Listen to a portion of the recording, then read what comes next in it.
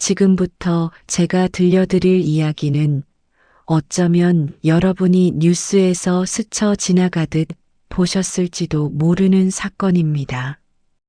가짜 의사 사기 사건.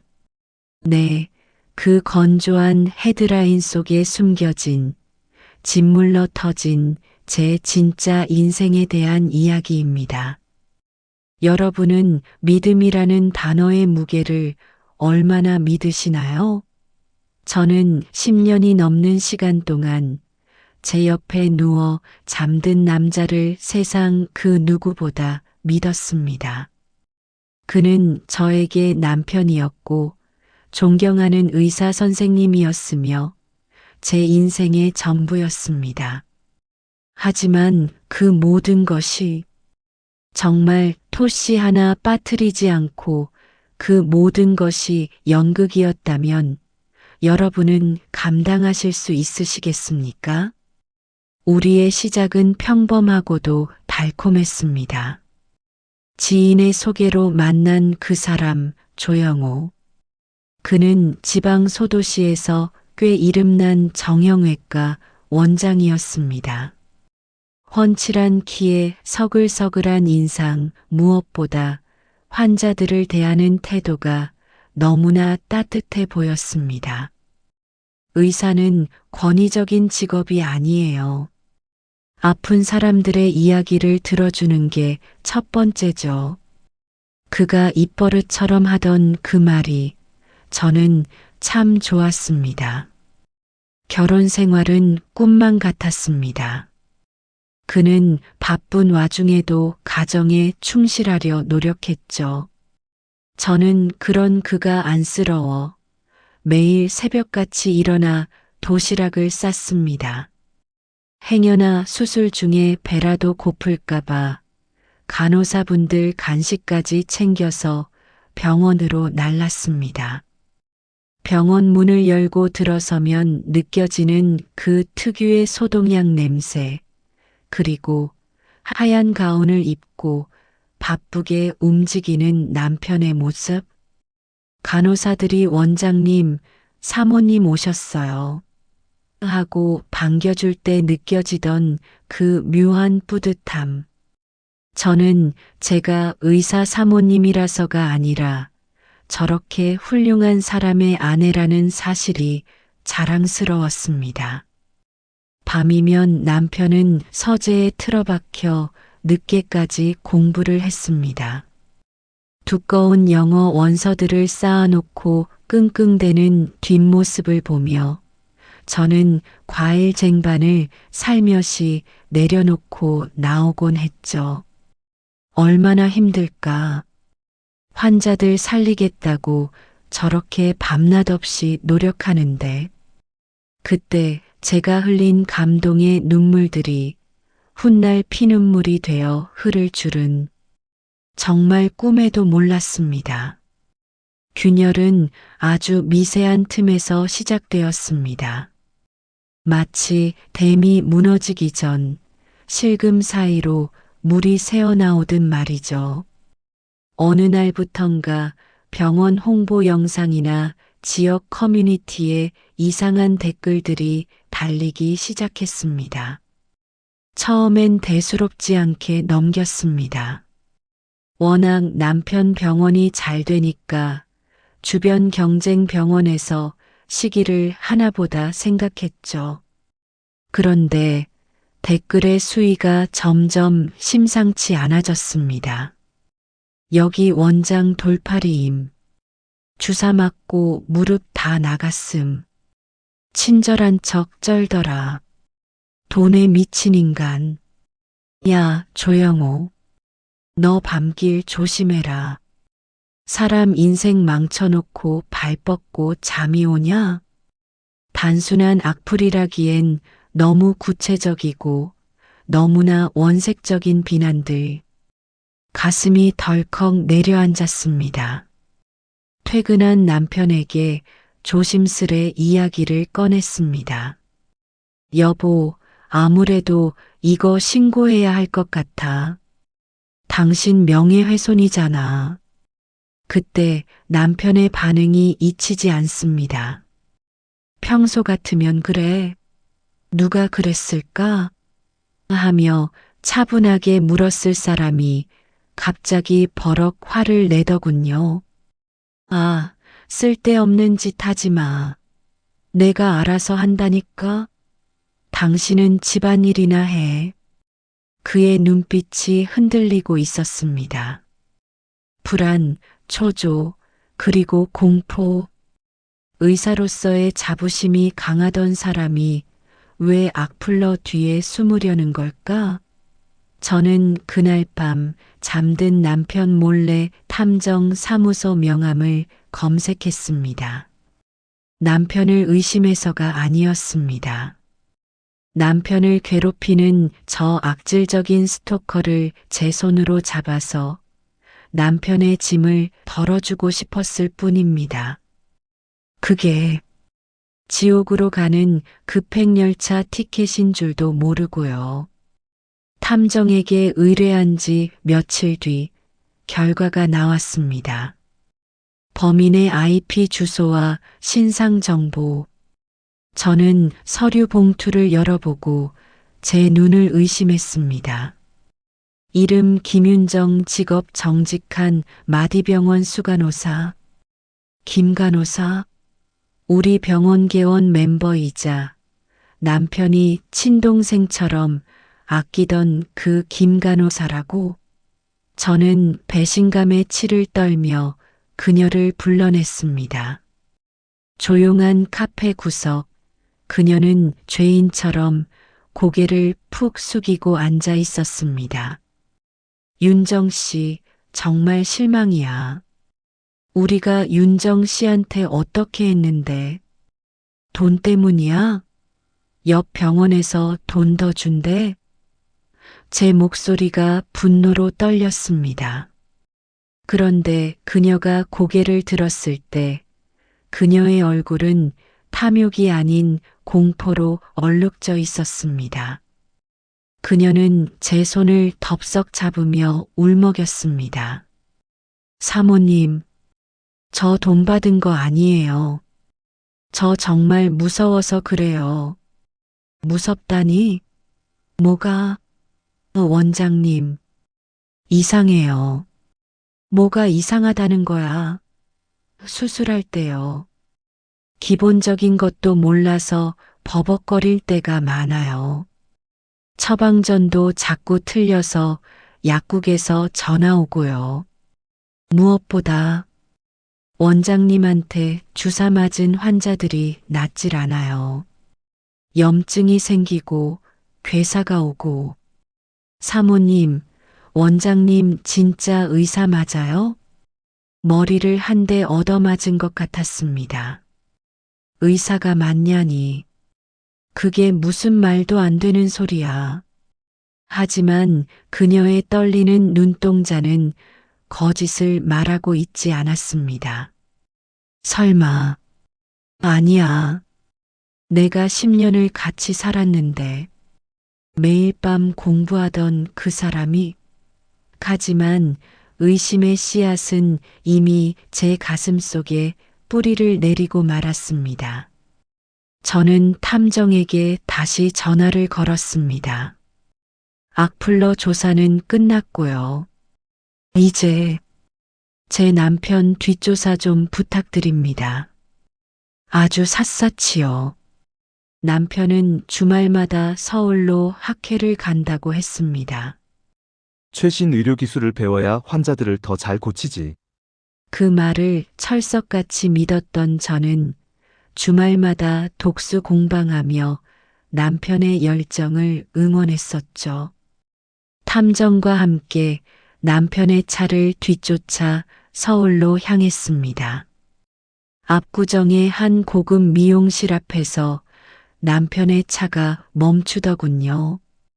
차 안에서 나온 남편의 모습은 제가 알던 조영호가 아니었습니다. 항상 입던 점잖은 셔츠와 면바지는 온데간데 없고 명품 로고가 박힌 화려한 티셔츠에 금목걸이, 그리고 선글라스까지. 마치 돈 많은 한량 같은 모습으로 변신한 그가 향한 곳은 학회장이 아니라 고급 레스토랑이었습니다. 그곳에는 20대 초반으로 보이는 앳된 여자가 기다리고 있었습니다. 도청 장치를 통해 들려오는 대화 소리. 오빠, 우리 엄마가 이번에 병원 개원 자금 3억 해주시기로 했어. 정말? 세리야, 오빠 믿지? 서울에 병원 차리면 너 바로 원장 사모님 되는 거야. 응, 난 오빠 능력 믿어. 근데 오빠 나이도 있는데 왜 아직 결혼 안 했어? 글쎄, 널 만나려고 기다렸나 보다. 내 인생의 여자는 너뿐이야. 총각? 결혼? 내 인생의 여자는 너뿐이라고? 차 안에서 그 소리를 듣는데 눈물조차 나오지 않았습니다. 헛웃음만 터져 나왔습니다. 하하.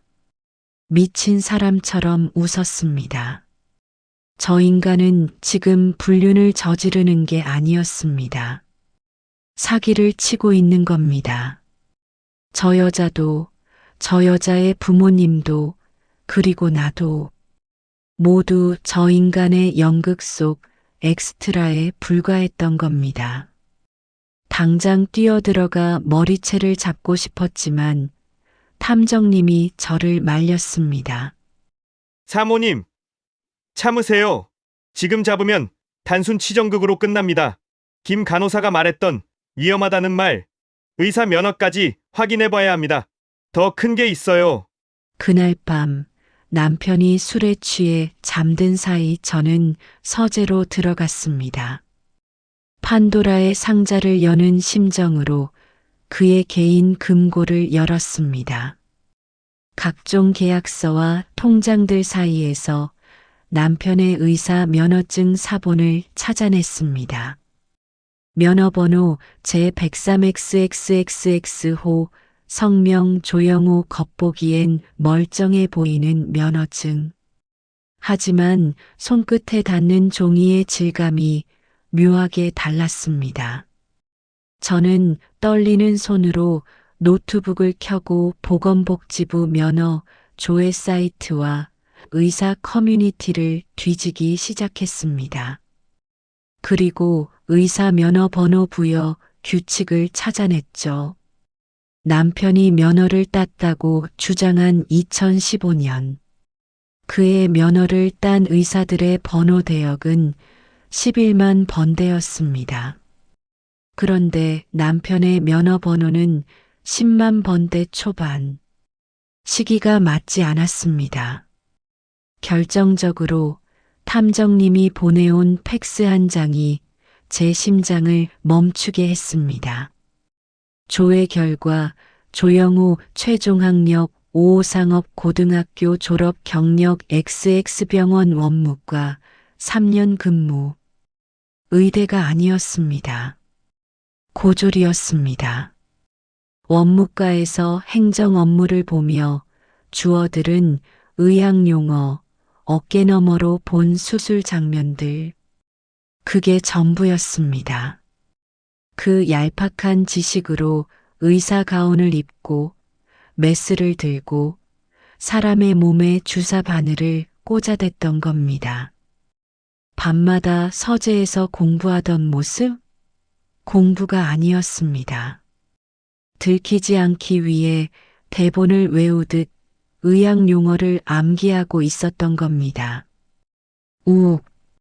속이 메스꺼워 화장실로 달려가 구토를 했습니다. 배신감 때문만이 아니었습니다. 공포였습니다. 내 남편이라는 작자가 사람 목숨을 담보로 사기극을 벌이는 사이코패스였다는 사실이 너무나 끔찍해서 견딜 수가 없었습니다. 지난 10년 내가 사랑한 남자는 허상이었고 내 옆에 있던 건 괴물이었습니다. 어떻게 의사 면허도 없는 사람이 버젓이 병원을 개원하고 운영할 수 있었을까요? 저도 처음엔 믿기지 않았습니다. 알고 보니 의료소비자생활협동조합 의료생협이라는 제도의 맹점을 이용한 것이더군요. 지역 주민 300명 이상이 모여 출자금을 내면 병원을 세울 수 있다는 좋은 취지의 제도. 하지만 남편은 브로커에게 돈을 주고 500명의 가짜 명의를 샀습니다.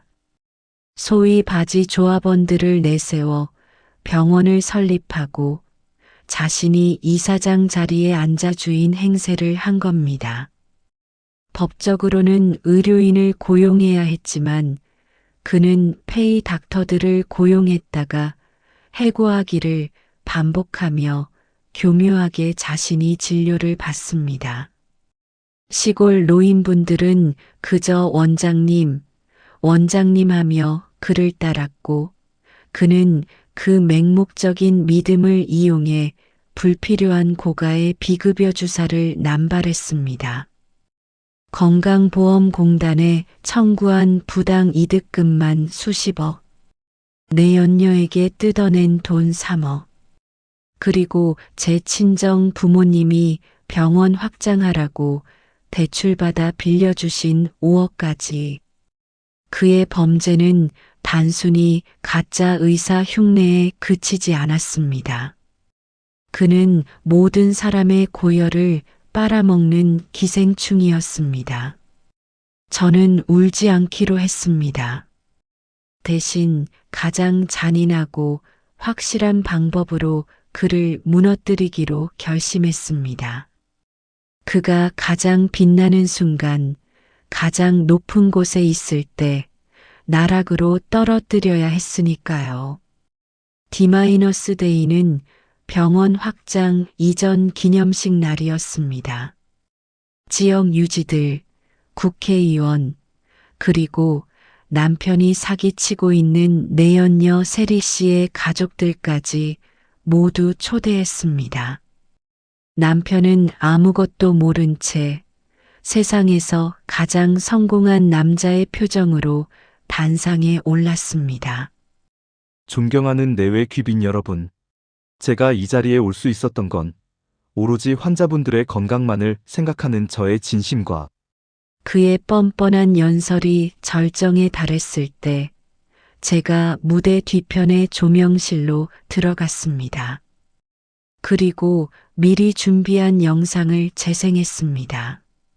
스크린 위로 남편의 고등학교 졸업 증명서, 위조된 면허증, 그리고 세리 씨와 주고받은 추잡한 문자 메시지들이 대문짝만하게 떠올랐습니다.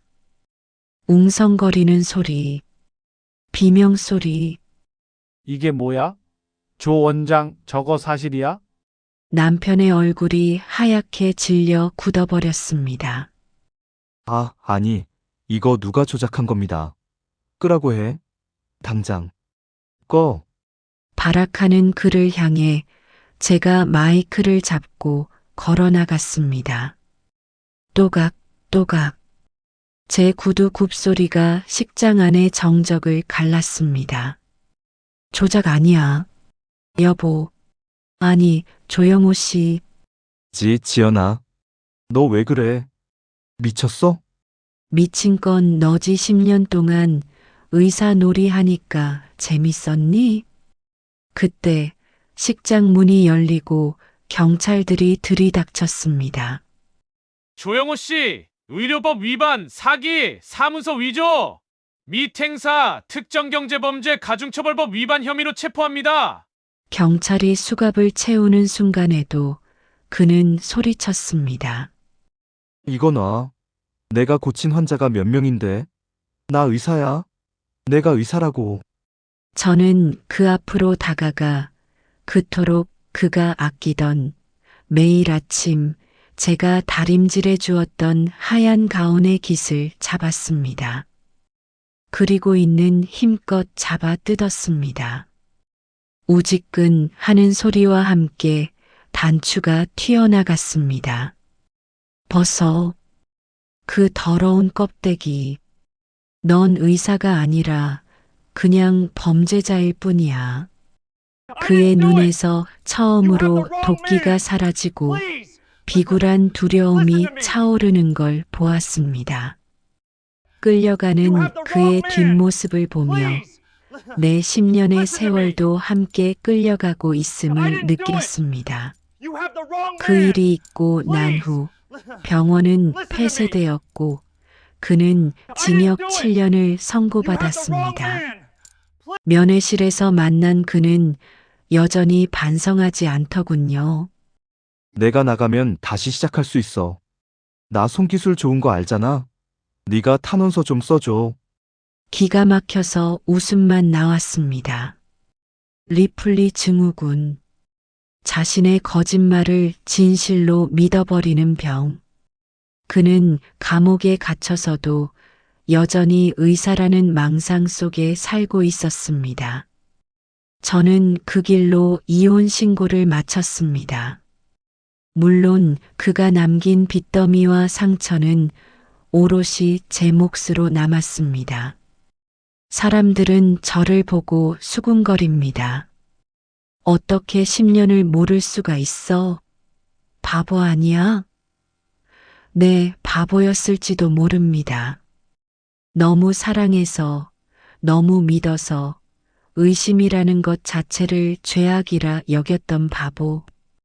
하지만 여러분, 부디 저 같은 바보가 되지 않으시길 바랍니다. 때로는 사랑보다 중요한 것이 확인이고 믿음보다 정확한 것이 직감일 때가 있습니다. 만약 지금 여러분 곁에 있는 사람이 어딘가 낯설게 느껴진다면 아주 사소한 거짓말이 자꾸만 반복된다면 한 번쯤은 멈춰서서 그 사람의 눈을 깊이 들여다보세요. 그 눈 속에 있는 게 진짜 내 사람인지 아니면 가면을 쓴 낯선 타인인지 말입니다. 악몽은 끝났습니다. 저는 이제 누구의 아내도 가짜 의사의 사모님도 아닌 그저 이지연이라는 한 사람으로 살아가려 합니다. 거짓이 없는 비록 초라할지라도 진짜인 내 인생을 위해서요. 지금까지 닥터 리플리의 아내였습니다. 우리는 누군가를 사랑할 때 그 사람의 직업이나 배경이 아니라 그 사람 자체를 믿고 싶어 합니다. 남편이 입고 있던 하얀 의사 가운.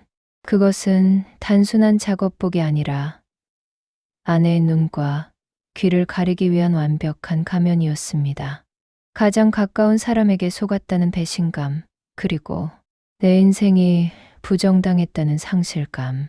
어쩌면 아내에게 가장 큰 상처는 사라진 돈이 아니라 믿음이 산산조각 난 그 순간이었을지도 모릅니다. 진실은 언제나 불편하고 아프지만 거짓된 행복보다는 낫습니다. 부디 아내분이 극인 악몽에서 깨어나 이제는 가짜가 아닌 진짜 행복을 찾아가시길 진심으로 응원합니다. 오늘의 이야기 여러분은 어떻게 보셨나요? 지금까지 실화극장 정PD였습니다. 본 사연은 실제 판결 사례를 재구성했습니다.